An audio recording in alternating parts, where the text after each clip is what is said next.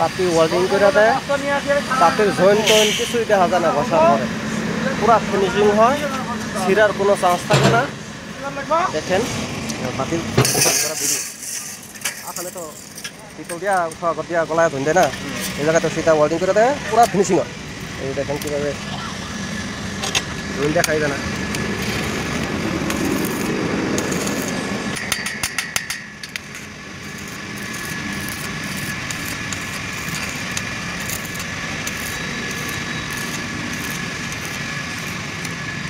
দশ সেকেন্ডে পরে ধুয়ে নেবে।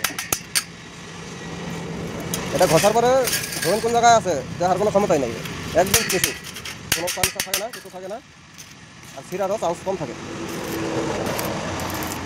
কোনো সাইডে ওয়েল্ডিং করা লাগে, কোনো সাইডে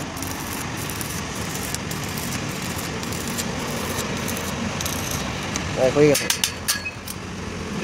কত শর্টকাটে ওরা ধুন মেরে দিছে, টলি করা বহুত বড় হয়ে গেল। আপনারা দেখলেন কীভাবে করার ধুনটা।